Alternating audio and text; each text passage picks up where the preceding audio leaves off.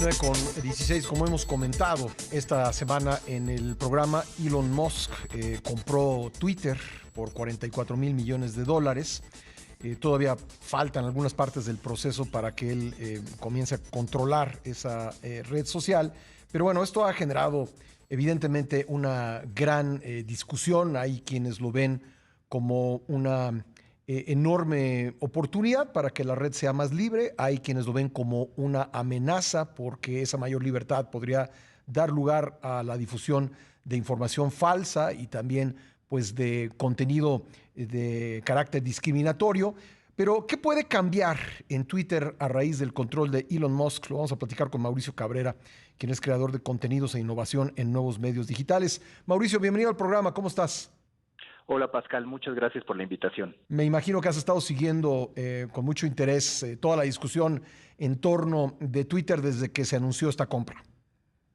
Sí, y sobre todo muy atento a lo que pueda pasar con Twitter en los próximos meses. Se estima que para que verdaderamente se concrete el acuerdo, todo lo que se tiene que llevar a cabo, tendrán que pasar 6 meses, pero lo que sí se puede anticipar desde ya es que habrá otro tipo de moderación, o mejor dicho, que habrá una moderación mucho más limitada, que por supuesto eso ha generado polémica porque claramente el referente anterior que teníamos de Twitter fue ese momento en el que decide suspender de manera definitiva la cuenta del expresidente de Estados Unidos, Donald Trump, que por cierto en ese mismo momento, en esas instancias, Elon Musk salió a decir que no era correcto que Twitter hiciera eso ni ninguna plataforma, y ahora lo que él dice es: para mí libre discurso es tener molestas a la extrema derecha y a la extrema izquierda, Sí. pero que en medio pueda caber todo.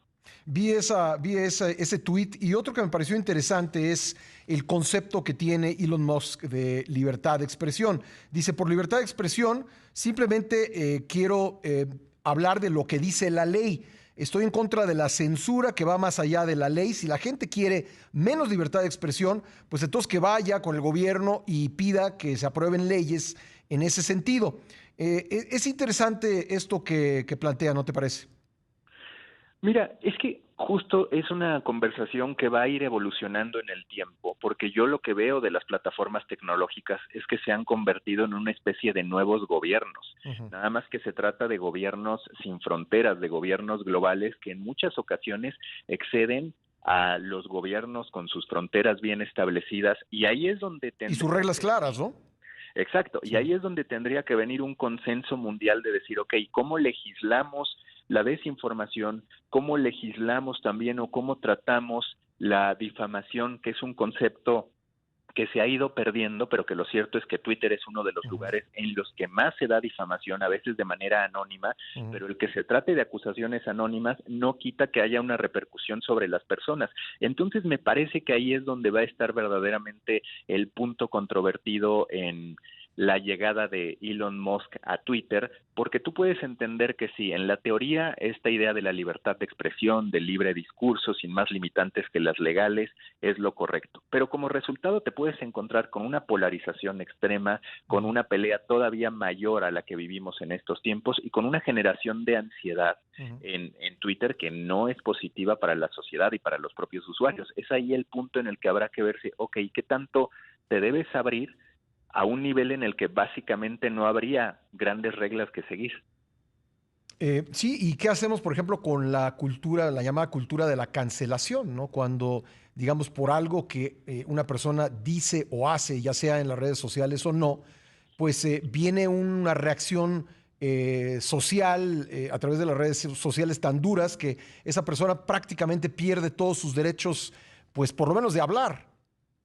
Sí, aquí lo más interesante es, desde una perspectiva positiva, me parece, estaríamos hablando con la llegada de Elon Musk del comienzo del fin de la era de lo políticamente correcto, porque es cierto también que dentro de esta cultura de la cancelación, pues se ha provocado que muchas ideas que determinadas personas tienen no puedan ser expresadas, y me parece que ese sí fue un error, porque además pues las plataformas tecnológicas no tendrían que ser las responsables de ello, que es algo que defiende Elon Musk.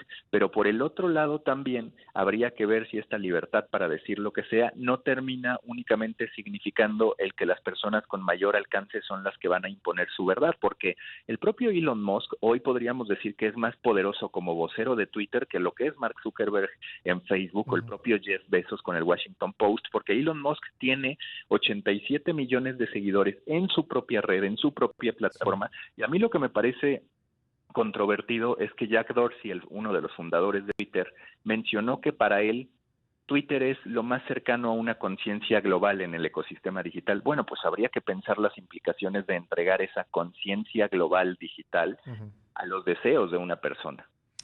Ya, ahora en cuanto a, pues, digamos, moderar la libertad de expresión realmente sin reglas, vemos, por ejemplo, y no voy a decir que no sea grave lo que sucedió en enero de 2020 en torno del, perdón, 2021 en torno del Capitolio y el discurso de Donald Trump. Yo creo que fue grave, pero también hemos visto, con motivo de la invasión rusa a Ucrania, pues expresiones tanto o más graves que porque se dirigen a Rusia, pues sí se permiten, y en el caso de Trump, pues ya sabemos, se le canceló la cuenta. Entonces, como que falta pues que haya una claridad, digamos, de las reglas que operan en Twitter. Y además un trato parejo para todos, porque esa es una de las grandes problemáticas.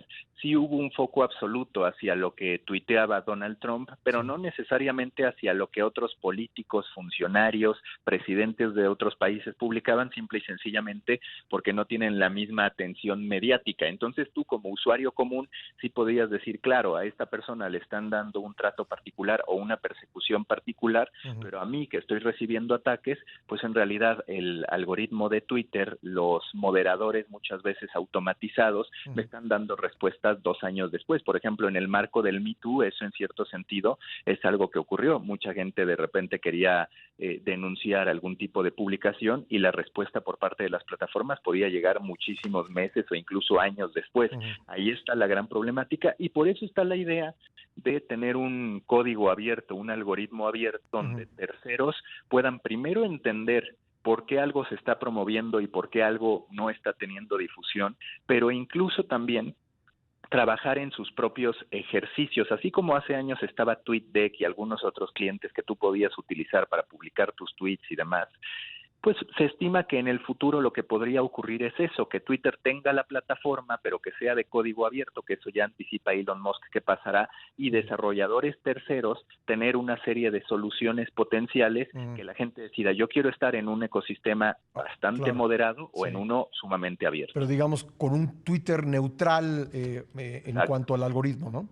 Exacto, de eso va. Para Elon Musk esa es la clave. Ahora, por supuesto, la otra duda es qué tanto él lo que hizo no fue comprar un megáfono para sus propias intenciones y para situar ahí las conversaciones que él quería sin tener la posibilidad de ser limitado o de ser suspendido, porque lo cierto es que esa es una gran pregunta porque, digamos, desde el punto de vista de negocios, pues esto no parece tener mucho sentido, ¿no? Porque la diferencia entre lo que él está pagando y las ganancias que tiene esta red social son enormes. No tiene mucho sentido desde el ámbito de negocio. Tampoco es cierto, por ejemplo, lo que él ha dicho, que no le importa el negocio, porque simple y sencillamente con los préstamos que tuvo que pedir, increíblemente la persona más rica del mundo también tiene que pedir préstamos o financiamiento, pues tendrá que estar pagando $1,000 millones anuales desde Twitter, es el equivalente al 20% de los ingresos para poder ir saldando estos préstamos. Entonces, sí tendrá que encontrar el ámbito de negocio correcto, pero sin duda él lo que adquiere, yo muchas veces digo, las redes sociales son los nuevos medios de comunicación para los nuevos magnates. Siempre habíamos criticado que empresarios tuvieran medios de comunicación por un supuesto conflicto de intereses, pues imagínate ahora la persona más rica del mundo comprando un medio de medios, como podríamos considerar a Twitter, ¿no? Entonces habrá que ver el uso que él mismo hace de eso, entendiendo que claramente pues su cuenta no va a ser suspendida de manera definitiva nunca. Claro, nunca. Mauricio, pues un gusto haber conversado contigo. Muchas gracias. Gracias a ti, Pascal. Hasta Gracias. Mauricio Cabreras, creador de contenidos e innovación en nuevos medios digitales.